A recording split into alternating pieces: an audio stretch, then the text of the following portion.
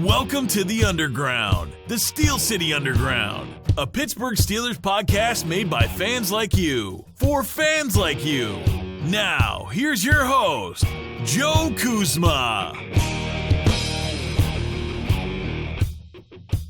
Hello, everyone, and welcome to another edition of the Steel City Underground Podcast. I am your host, Joe Kuzma, flying solo today after a big Steelers win, opening up Heinz Field and continuing the streak from 13 to 14 and 2 as the Steelers record in opening games in their own building since it opened, beating the Cincinnati Bengals, of course, now 6 of the last 7 times.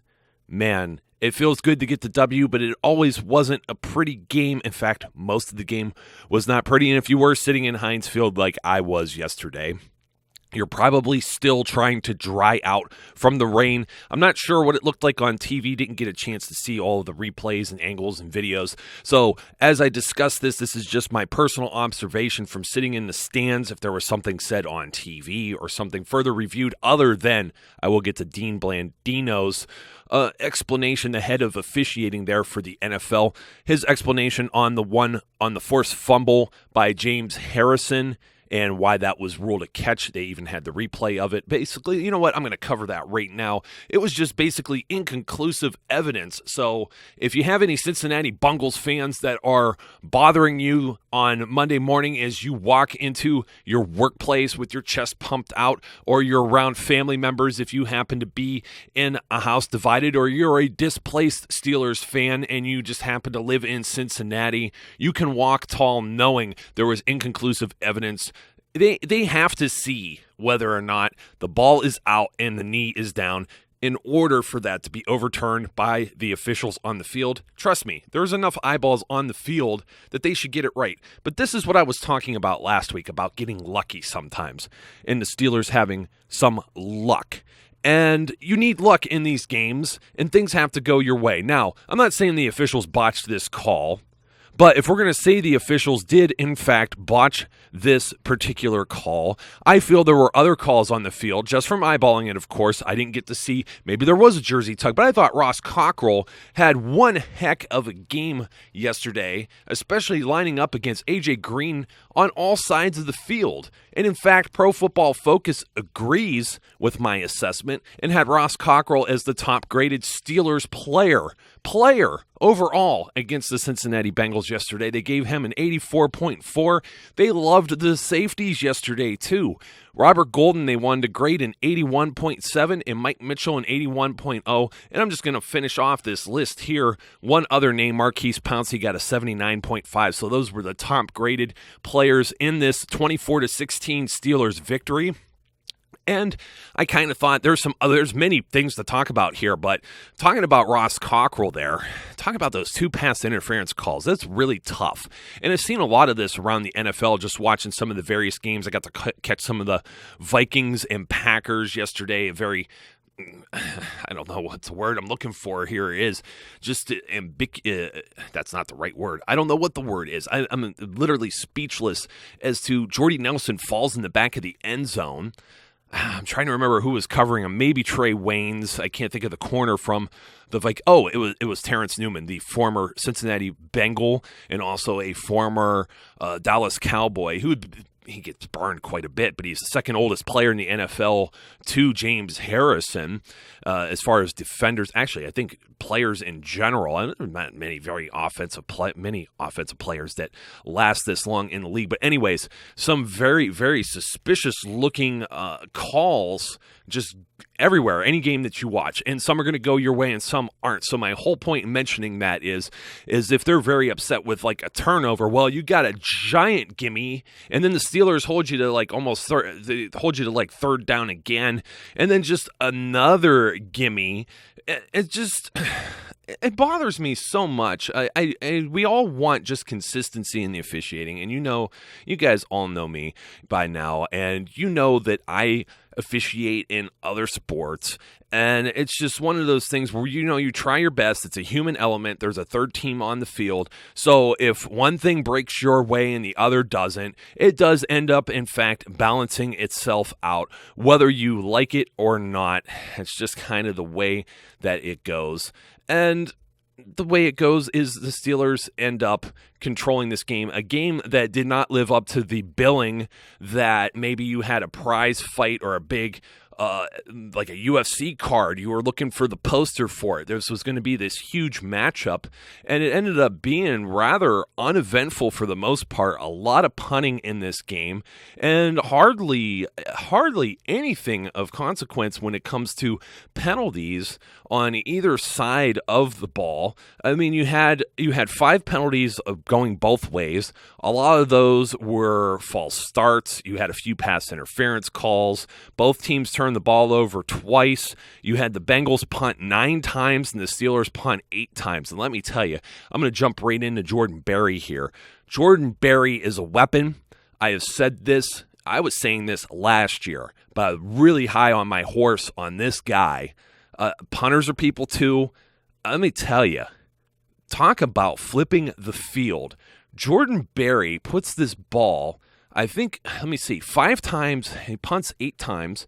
He gets 5 of those within the 20, of course. One I believe, goes out of bounds, and another one was a touchback. And then that kind of goes into the decision-making process of the Pittsburgh Steelers as well, because if you recall, the Steelers have the ball, and they go for a 4th down play. I think it's on the Cincinnati 37. And you're probably wondering, why are we going for it there? Ben throws the interception.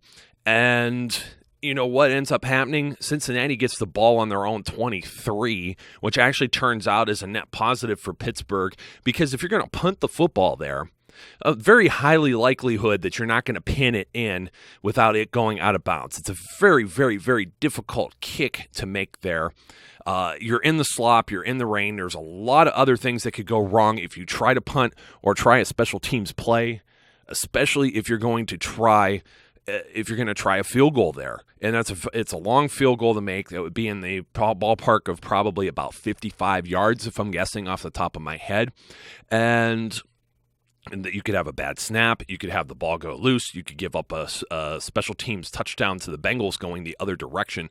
So that's something that, you just kind of take the good with the bad. Mike Tomlin trying to be a little aggressive, but probably smart there, because if you convert that, you keep it going, and the end result, even though it goes on Ben's stat line as a pick, it ends up being a positive with the defense, because we just pushed the Bengals back a little further. There were guys in the stands behind me saying, "You big dummy, why did you even catch the football?" And that's pretty much the way I felt about it as well. It's like, you guys didn't have to do that. That was very, very strange. So I am very happy with the special teams play yesterday. We only had the one return that ended up being anything of consequence there. I think Pac-Man had somewhere he got two punt returns for 19 yards with a long of 12. So just nothing from the punt return game. The Steelers really didn't get a whole lot either, but they did get a long of 15 from Eli Rogers, and they swapped Eli and AB, which was very interesting. I didn't see that coming, and after AB kind of took a weird shot, and it just looked like my cousin sitting there and said, "Did you see the way his leg kind of bent there on the second punt return?" I think they said, "Okay, that's enough of trying this." And some people, it's still a mixed reaction. I hear around the stadium there, "Oh, thank God we don't have Antonio Brown returning punts anymore." And then on the other hand, you have other people saying, "Hey, this guy could take one to the house. He is a dynamic player. He can make an impact at any time." You don't know that about Eli Rogers yet. So do you want Antonio Brown back there fielding punts? boy, you know what? It's the glass is half empty, glass is half full. But Jordan Berry, 8 punts, 377 yards, the average 47.1, and like I said, average and net sometimes when you're punting from like your own side of the field or near your own end zone, which is always bad. We saw that happen with the Bengals pinned pretty far back. I thought Huber almost stepped out of bounds on that one. But Jordan Berry gets a long of 58 punting, and he certainly was a major factor in helping this defense just totally shut down the Cincinnati Bengals. Their offense, they did not do anything rushing the football, just as we had predicted on the preview version of this show. Jeremy Hill, 11 attempts for 22 yards. He had a long of 5. So he carried the ball 11 times. It just wasn't working for them. Gio Bernard gets it 5 times, 17 yards. He had the one scamper for 10. Jeremy Hill averaged 2 yards a carry. The Bengals have a real problem here with running the football the first 2 weeks of the season. I don't really care that if they were good or not, but they only got 1 first down by rushing. They did get 21 first downs. The Steelers had 19, and the Bengals actually got 3 of those from penalties. So 17 of those first downs all by passing. So the Steelers are going to have to work on that, but they play a lot of nickel and dime defense yesterday, and the defense I thought was outstanding. We'd already talked about a little bit about Ross Cockrell. He come up with a few big plays. Maybe again, this guy's getting his hands near the ball. I think he's going to come up with a pick here or there, and I think some of the speaking of the pick, geez, oh man, Jarvis Jones, he almost ended up like the Madden simulation, for those of you who may have seen it, where a ball pops up on an Arthur Moats sack of Andy Dalton, pops up in our Madden 2017 video game simulation that we ran on Friday or Saturday, sometime earlier in the weekend, and the ball pops up. Well, Jarvis Jones, very similar, goes run up and make a quick tackle in the middle of the field there in coverage, and Andy Dalton threw a duck, and it almost hits Jarvis Jones like right in the shoulder. I don't think he was expecting it. I don't think anybody was expecting it, including Dalton himself. Very sloppy conditions, by the way, with the Pittsburgh Steelers, and we'll get in that on the offensive side of the ball. But the defense here holds the Cincinnati Bengals for 4 of 16 on third down, a 25% efficiency. Terrible by the Bengals when you're talking about professional football players, because I can't necessarily fault the Cincinnati Bengals defense. I thought was pretty solid yesterday.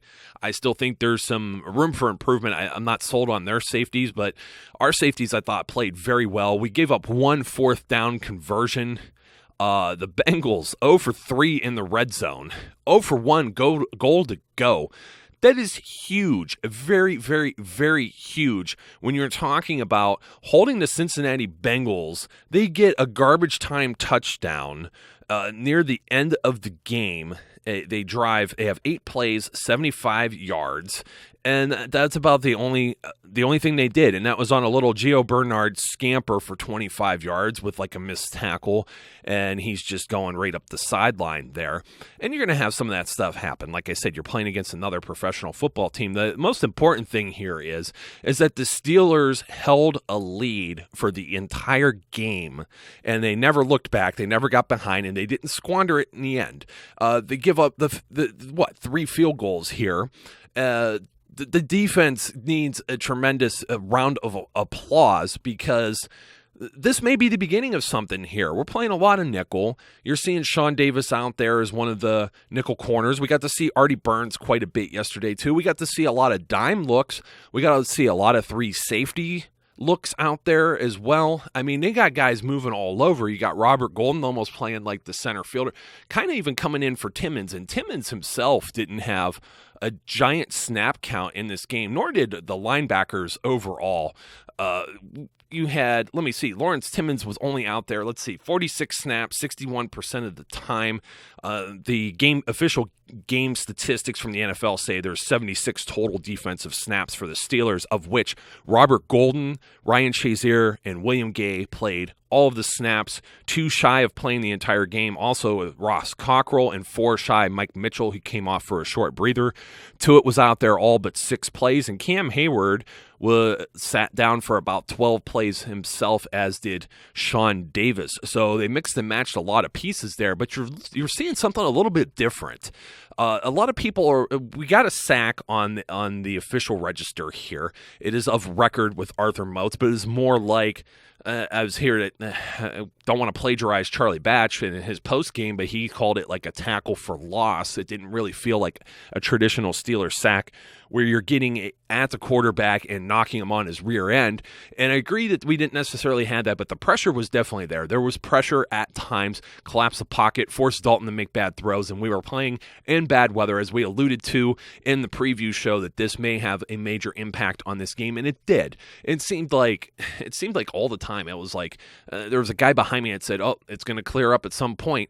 It didn't clear up at all. I think it cleared up when I got home because the system had already left the area, and it was just a miserable downpour at times, and then it was just like that really, really annoying light drizzle, and it's enough to make the ball slick and have funny things happen, such as the forced fumbles. The Steelers, what a way to close out. They give up that touchdown, and then they force 2 turnovers to close out that game. I thought the defense did an outstanding job. Ryan Shazier leading all defenders with 11 tackles in this game.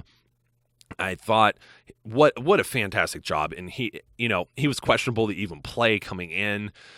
I thought he did great. And of course, we talked about who was graded high as far as the 2 safeties with Robert Golden and Mike Mitchell. And of course, Ross Cockrell having a very good game, limiting. Now, I'm going to say this tongue in cheek, because the Steelers didn't necessarily do very good in the passing game as well. So you had a week ago when the Cincinnati Bengals played the New York Jets in a very similar situation where they gave up a lot of rushing yards, couldn't run the ball themselves, but Andy Dalton completed 3 throws of 49 or more yards in that game. Plus, he also had a 32 and a 29-yard pass in that game. Now, Andy Dalton completes 7 passes in this game here against the Steelers of 20 yards or more, but his long was 29 yards. So Steelers did an excellent job, and that long was actually to Tyler Boyd. One of the other longs was a 25-yarder, 2 25-yarders to the 2 backs. You had Jeremy Hill grab one, and you also had Gio Bernard get the one that was for the touchdown. You're going to have some of that from time to time. The Steelers, you're not giving up something like the 53-yard pass to Sammy Coates.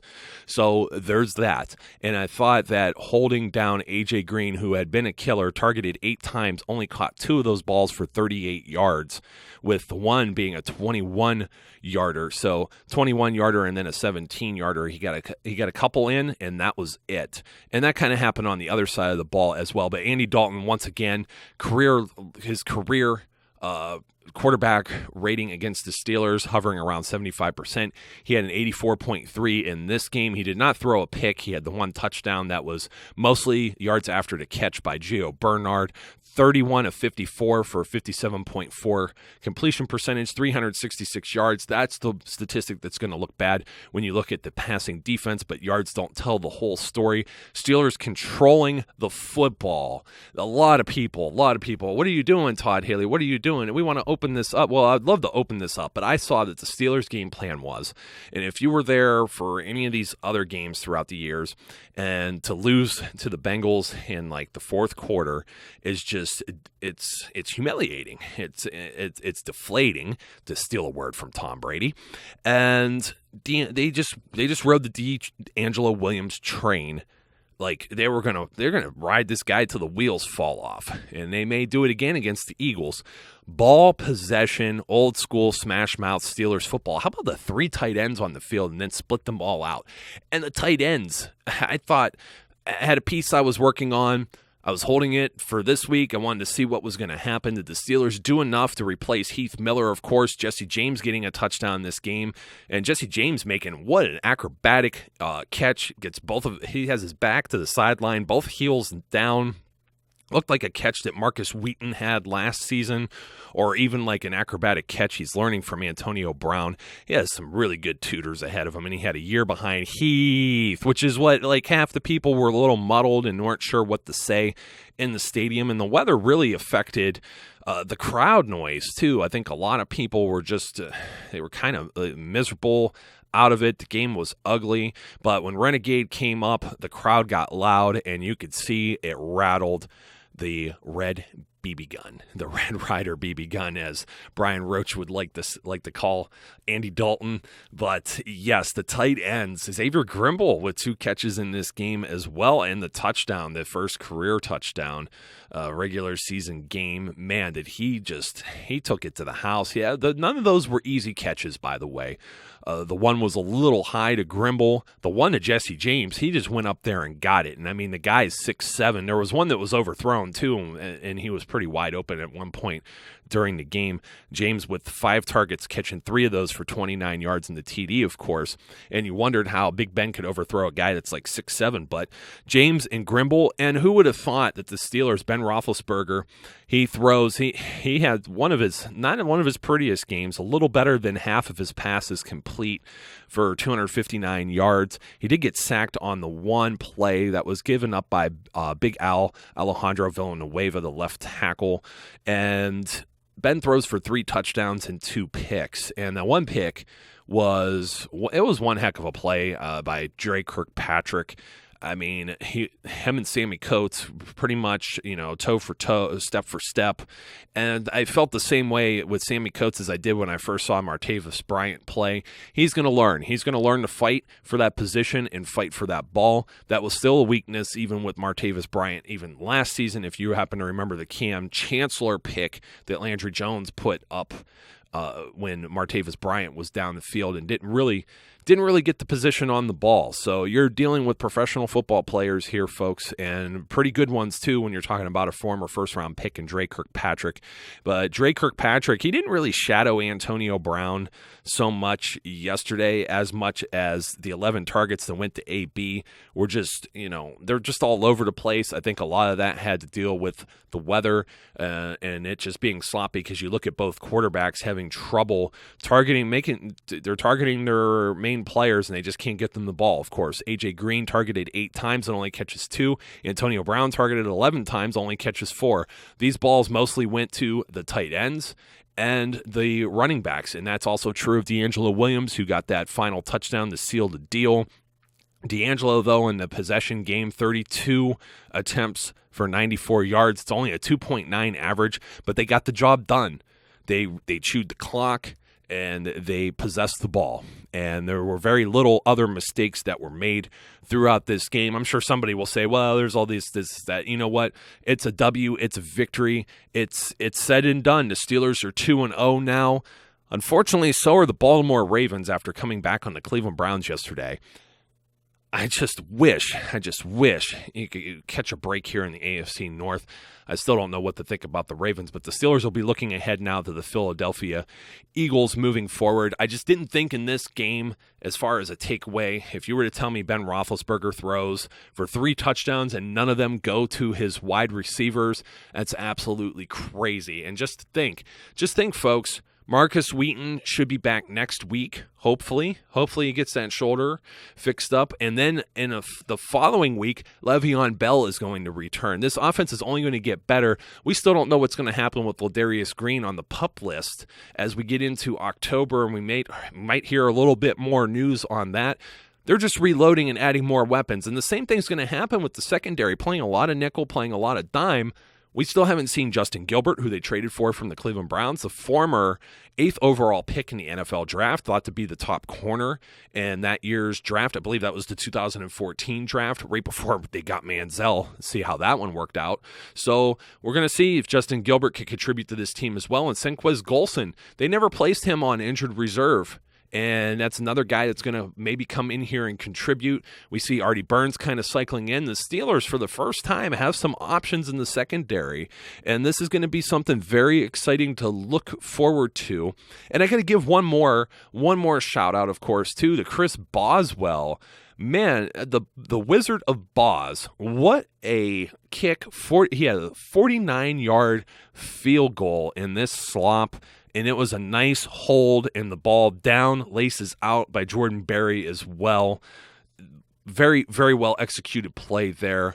Very invaluable special teams players when you're talking about Boswell and Berry. This is something that the Steelers, they were even lacking at the beginning of last season. Of course, Berry being a rookie and just kind of like finding his own way, and then the Steelers didn't have a field goal kicker. And you look back at all the years that they didn't have a punter. I think the Steelers are loaded at every position here. I know some people may be concerned with the lack of actual sacks that are in the statistics column. Don't let that worry you. There was pressure yesterday. The Steelers are playing schemes that are winning football games, whether that's boring, running the football for a few yards, running it for no gain, and then all of a sudden just waiting and being patient for that one to break out. They're doing stuff like that. Remember, there's some long passes down the field too because of the weather, miscommunication, and whatnot that didn't necessarily connect. But Sammy Coates, man, he calls for that football on that long pass from Ben Roethlisberger, and you just see it's kind of one of those extended plays that Ben makes, and Sammy Coates just kind of, you could almost see the light bulb go off. I can't recall if he just kind of stuck his hand up or what, but I remember he made a short move and just went downfield, and that's pretty much the instructions there, as we've seen countless times here from this Pittsburgh Steelers offense. Very well done by Sammy. He opened several times in this game as well. I thought he did a fantastic job. Targeted 5 times. Maybe a few others could have worked out better, but 2 of those catches, 97 yards, both deeper balls down the field. That's the type of contributions you need when Antonio Brown's only catching 4 balls and almost a non-factor in this game. And a lot of people still talking about, I mean, Eli Rogers didn't really get worked in. They looked at him a little bit early, but you know what? Eli was out there for most of the game as well. Didn't really bother me. Like I said, once again, 3 touchdowns. You wouldn't think it would go to tight ends and running backs, but the Steelers, they're loaded. They are a well-rounded team. They do not have to depend on any one player.